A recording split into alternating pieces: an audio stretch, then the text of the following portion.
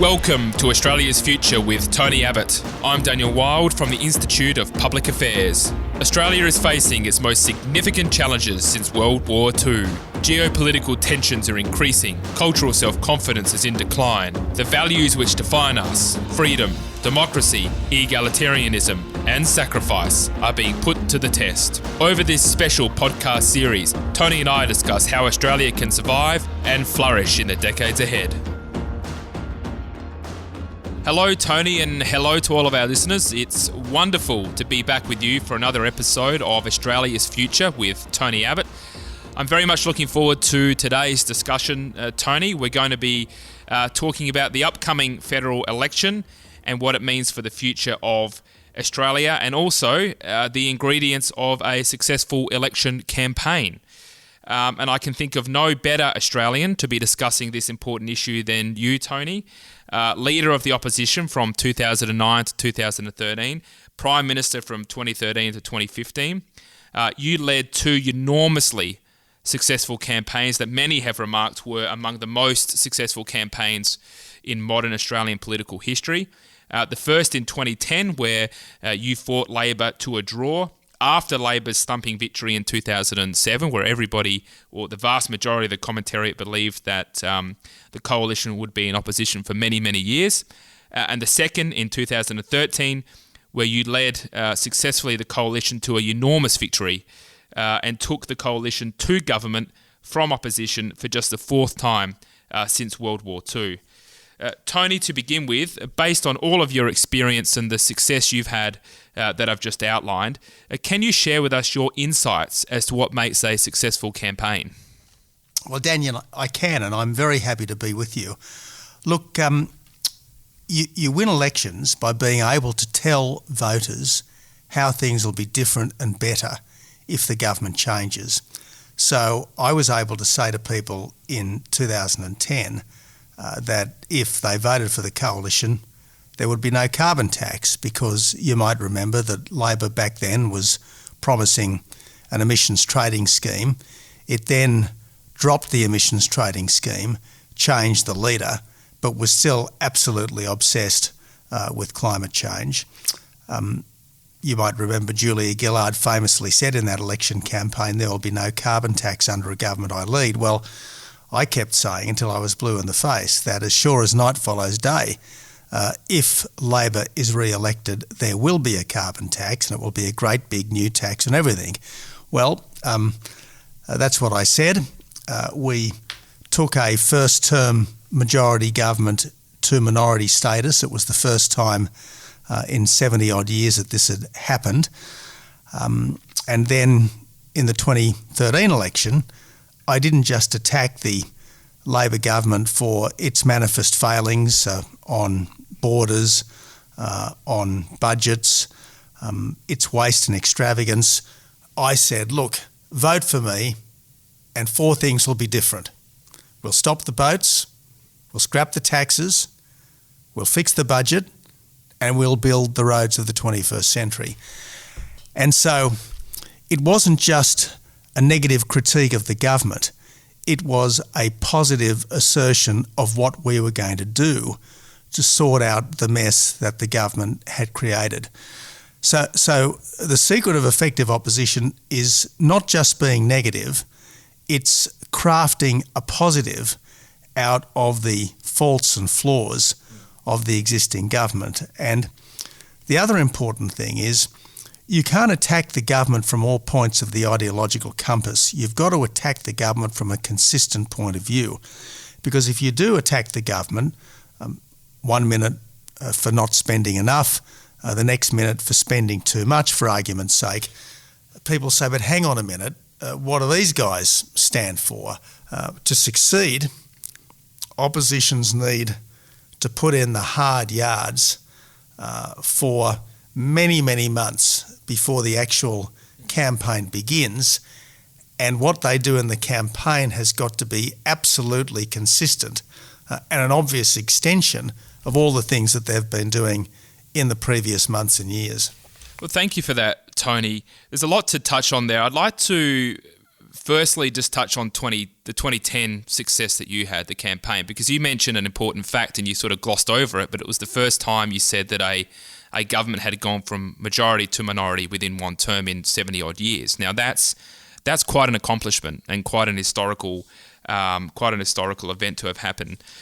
Can you give us an insight into your own, I guess, mentality and psychology when you were leader of the opposition at that time? And it's not just that the carbon tax and so-called climate action was basically accepted by the political class and the media. You, as a leader, were also consistently under fire by many, including on your own side, yet you had such a remarkable outcome. In my opinion, it was because of your ability to communicate to the average Australian, to cut through the media, the elite media, and talk to people directly. To what would you attribute your success? Well, I can remember the first press conference I did as opposition leader.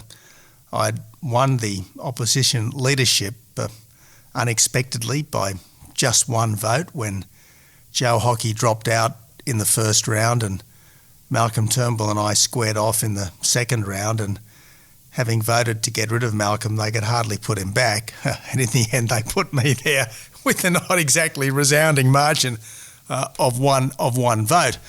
So I guess it wasn't exactly an auspicious start. But I went into my first press conference and I said, look, the job of an opposition is not to make weak compromises with a bad government. The job of an opposition is to oppose and to present a clear alternative to the other side. And I was able to live by that for the next 4 years. And yes, there were people in the media, there was a superabundance of people in the media who kept saying, Abbott's unelectable. There were a lot of people in my own party who thought that I was unelectable, or I was too conservative or too right-wing or too hardline on climate, etc. But the public were persuaded that the coalition that I led was in important respects that mattered to them going to do a substantially better job than the Labor Party, and I believe we absolutely did. I mean, for 2 years, despite everything, we did scrap the carbon tax and the mining tax, and it's not often that taxes get scrapped as opposed to merely being changed. We did stop the boats that everyone, including people like John Howard and Philip Ruddock, who'd stopped them before, thought would be impossible. We did it remarkably swiftly and remarkably smoothly under the circumstances. We did begin an extraordinary program of infrastructure building, particularly noticeable in New South Wales and in Sydney, where that infrastructure wasn't subsequently sabotaged by an incoming Labor government, as the East-West link was here in Melbourne. But West Connects, North Connects, the Western Sydney Airport, all happening now. The Pacific Highway duplicated now, thanks to the Abbott government. And of course, budget repair, well, the difficulty there was that the Labor government had so-called Abbott-proofed the budget by baking into legislation a whole lot of spending programs that had previously been in the appropriations bills. And this made the job of budget repair excruciatingly difficult. But we did make a good start, and by dint of very hard work, led by Matthias Cormann, the former finance minister, the government was almost back to surplus at the start of the pandemic. Sadly, that's the closest that we're going to get to a surplus for a very, very, very long time indeed, so it seems.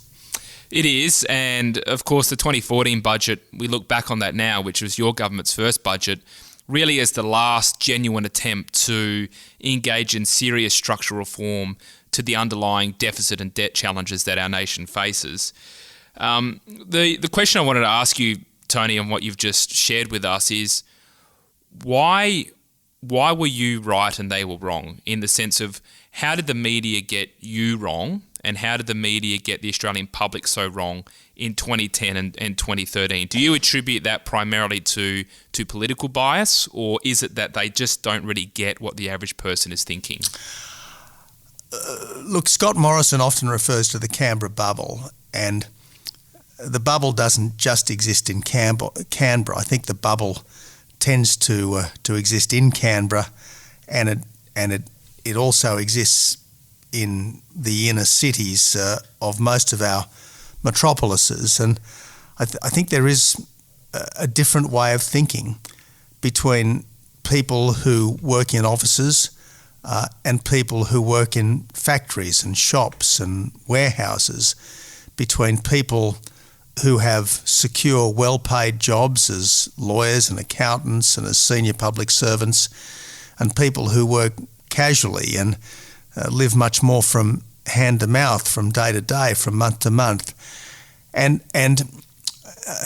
if you are in a secure, comfortable job, if you are the sort of person who feels that he or she could really feel just as comfortable in London or New York or Hong Kong or Paris as in Sydney or Melbourne or Adelaide or Brisbane or Perth, you do tend to have a different set of attitudes to the people who are very much rooted in local communities and who are determined to ensure that their local communities succeed, because they know that their local community is only the closure of one factory or the closure of one mine or the failure of one proposed major development. It's only that far away from serious deprivation and difficulty. So I think we are a more polarised society than we were, not just politically, but I think socially we're a more polarised society than we were. Now, I don't want to exaggerate this. I think that Australia is more cohesive, less fragmented, less polarised than many other places, including other countries that we look to for guidance and inspiration like the United States and Britain. But nevertheless, I do think we are more polarised than we were.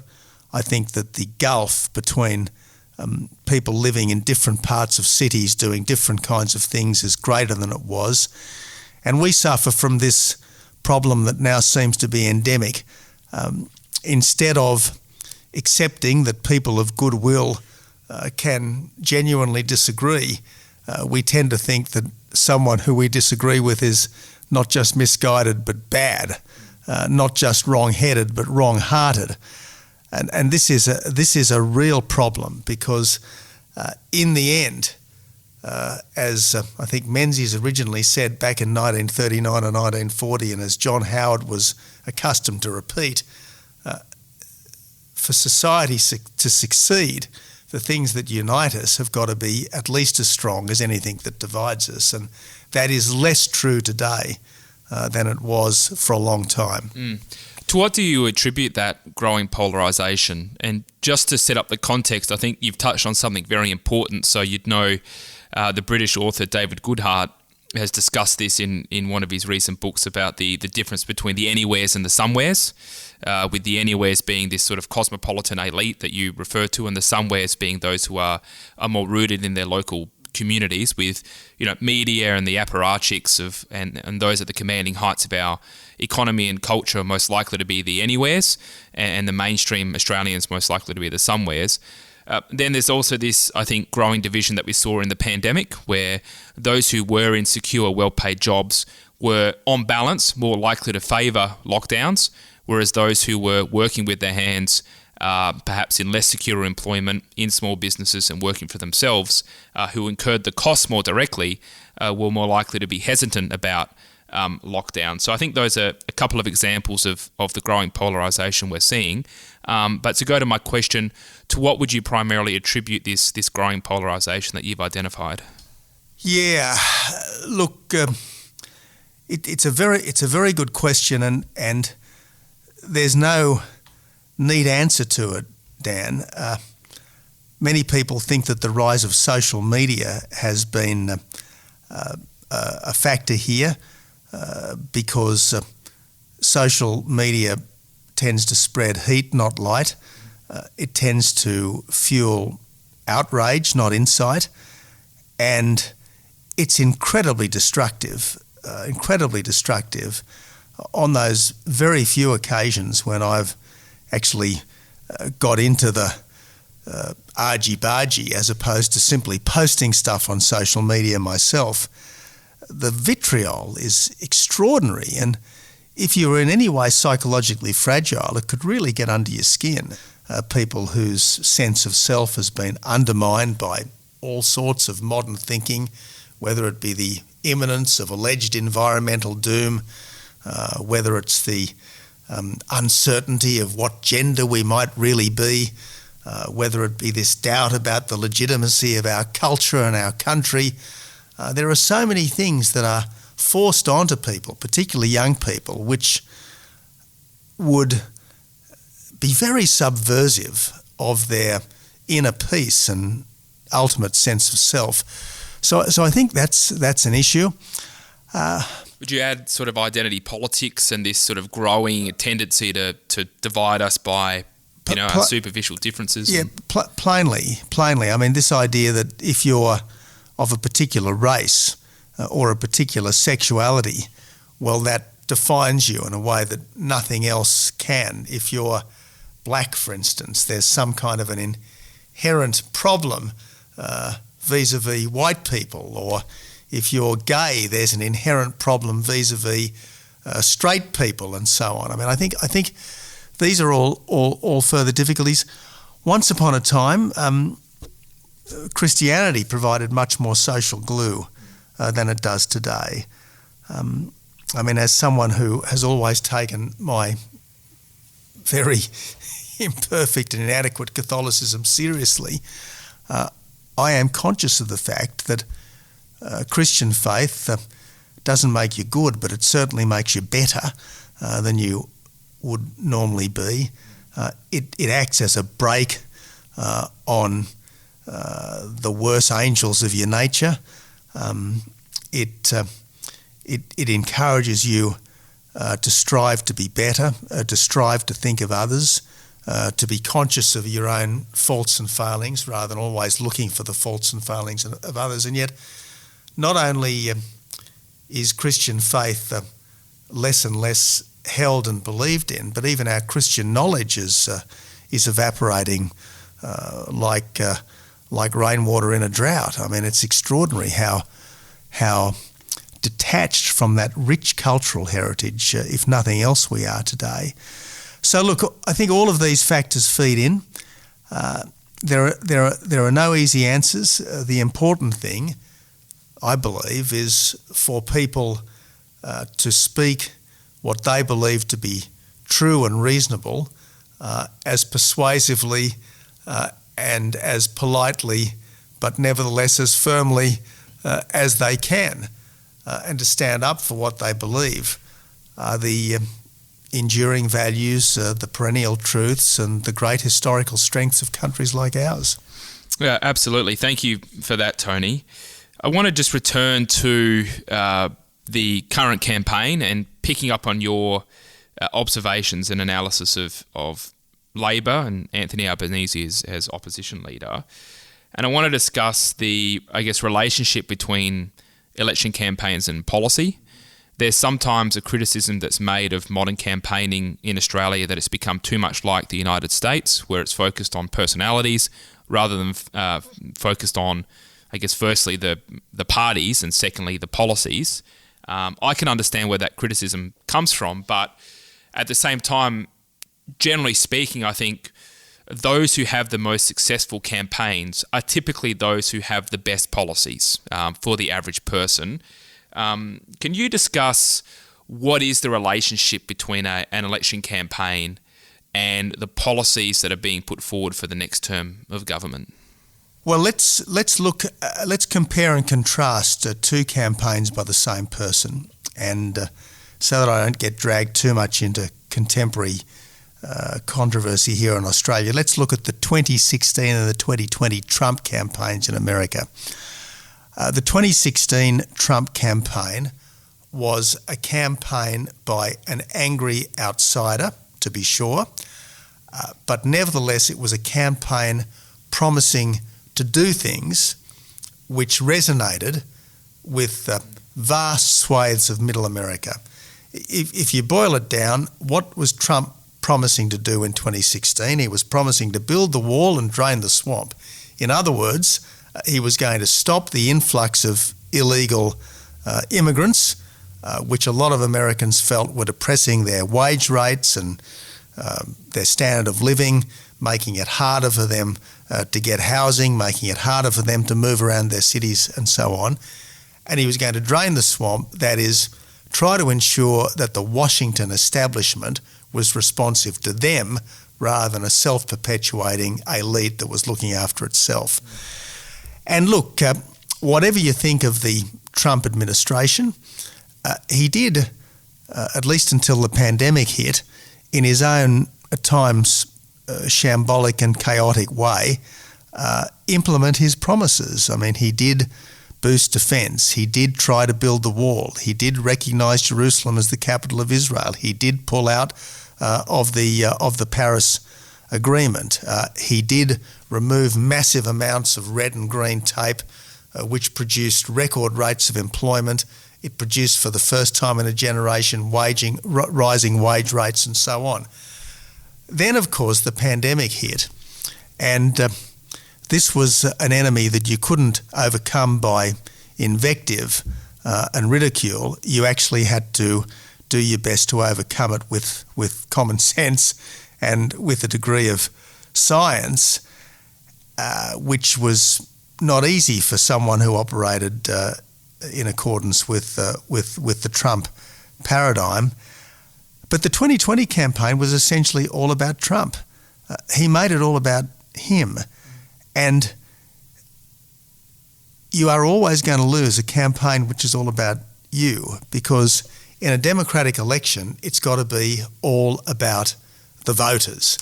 And the difficulty with Anthony Albanese's campaign is that, apart from changing the Prime Minister, it's not exactly clear what he wants to do that's different. Yes, he wants to have a few more after-hours bulk billing Medicare clinics.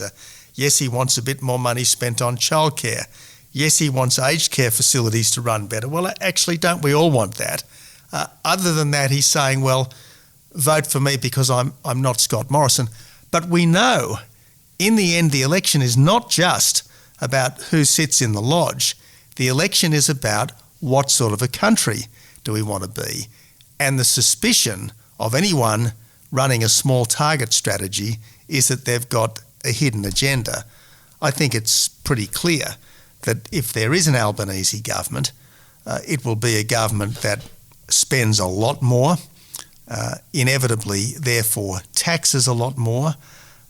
Political correctness will be even more rampant, and the emissions obsession will be even more entrenched. And that's bad news for the vast majority of Middle Australia. It means business conditions will be tougher, jobs will be scarcer, cost of living will be harder. And given that the international situation is more ominous than it's been in many, many decades, given that the economic situation is quite fragile in a way that it hasn't been, at least since the GFC, and I would argue for many decades back from that,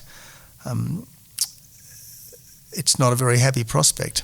Based on your experience in leading the opposition and government, and as I mentioned at the start, the successful campaigns that you led in 2010 and 2013, why do you think Labor and Albanese have gone down this road? Because I agree with you that basically so far in the campaign, and we're only a bit over a week in, so there's a long way to go, it's been pretty much focused on Scott Morrison. They've tried to criticise Scott Morrison from a variety of different angles, saying that he has a difficult relationship with the truth and so forth, but has failed to articulate a coherent vision for Australia's future.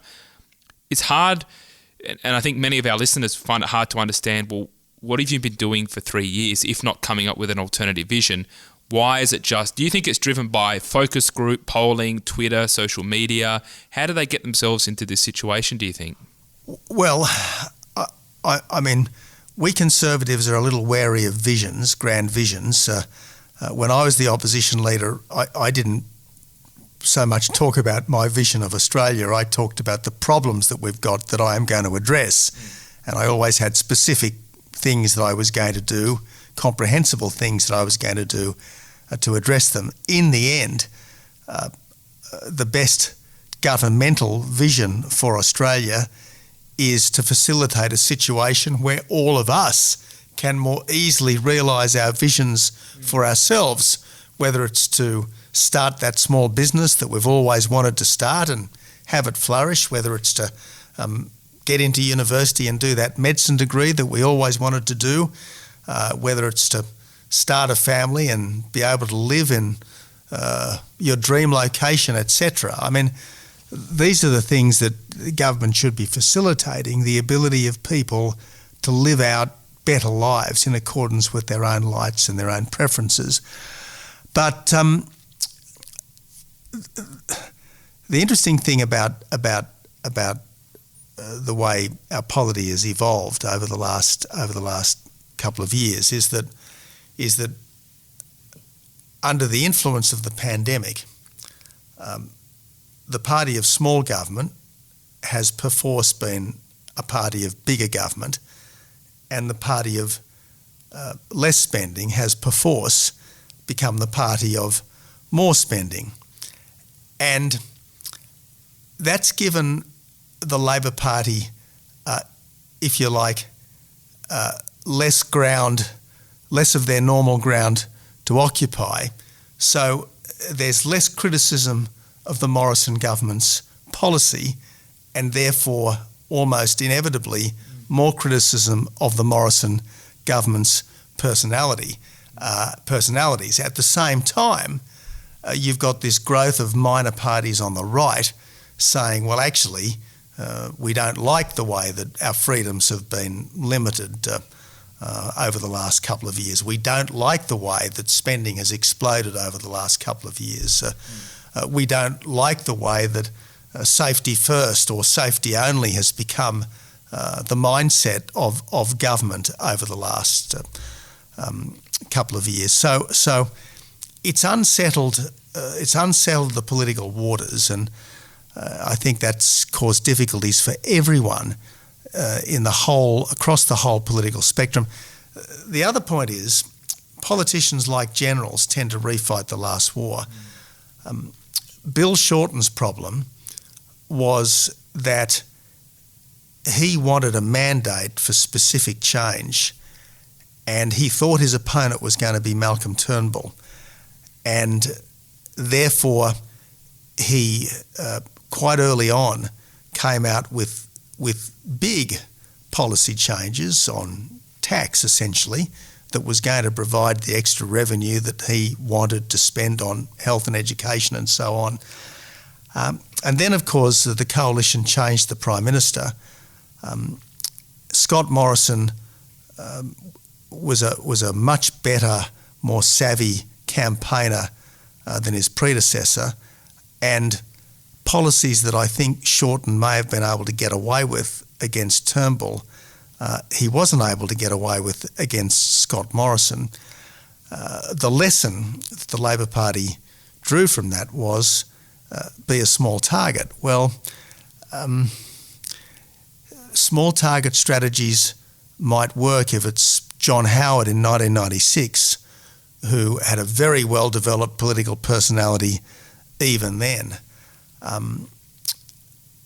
It's not at all clear that the small target strategy is working for Anthony Albanese now, particularly given that, in a sense, he's become the target by virtue of his plenitude of errors on the campaign trail. No, that's a fascinating insight, and I think the main one for me there was about what I would sort of describe as the contours of political debate sort of narrowing a little bit as the coalition, due to the pandemic, has greatly expanded its spending and debt situation. And I would add also net zero as an example, where the debate about climate policy is much different to what it was in the past.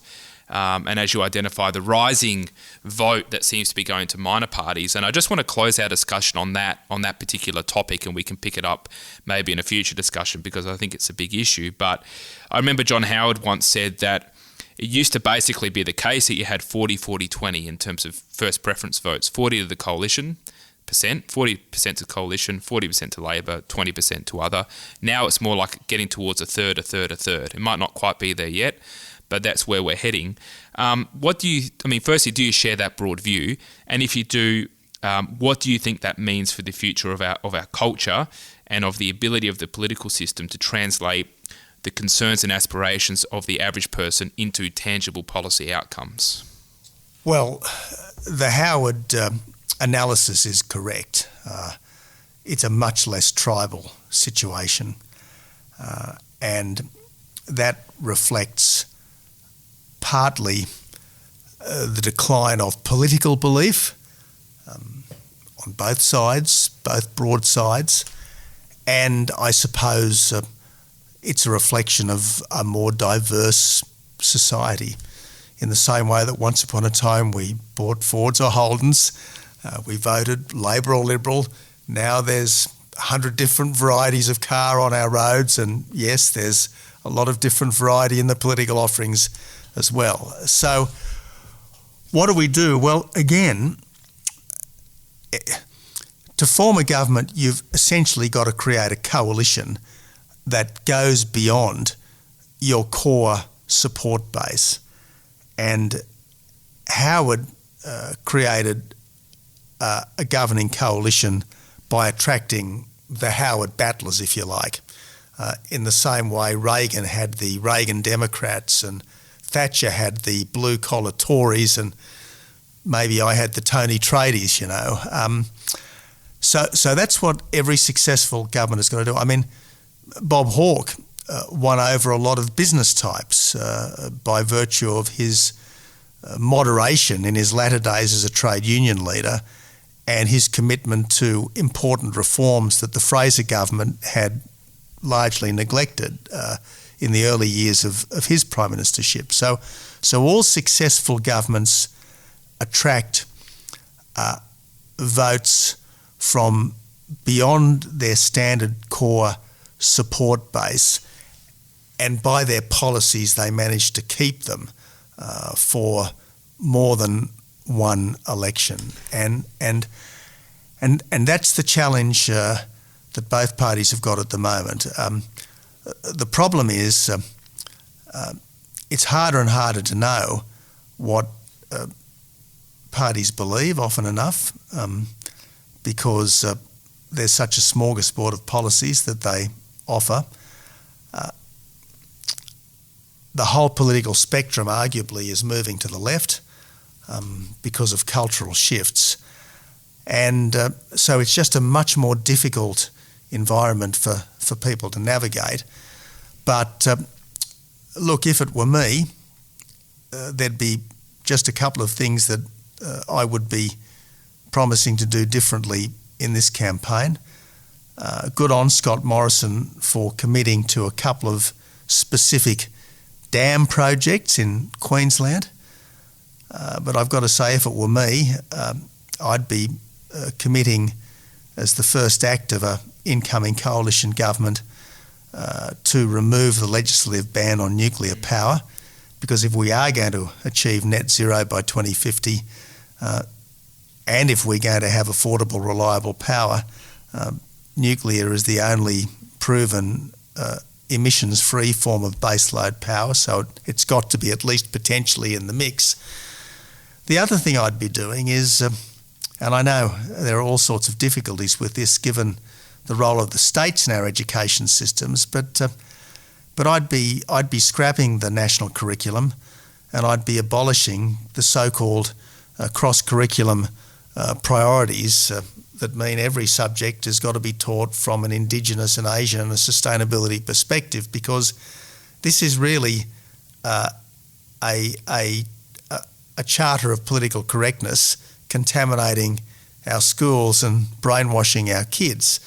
If you've got to teach everything from this perspective, essentially all education is going to be slanted towards the view that our country is illegitimate, that our culture is inadequate, and that our environment is being destroyed, and that's not the message we should be giving young Australians. No, absolutely, Tony. And on that note, we'll end today's discussion. It's been a fascinating insight into campaigns and the nature of politics and the changing nature of our society and culture. So thank you very much for your generous contribution and insights. It's greatly appreciated, and I'm very much looking forward to our ongoing discussions up until the campaign and beyond. Me too, Dan. Thank you. This is a production of the Centre for the Australian Way of Life at the Institute of Public Affairs. To find out more, visit australia.ipa.org.au.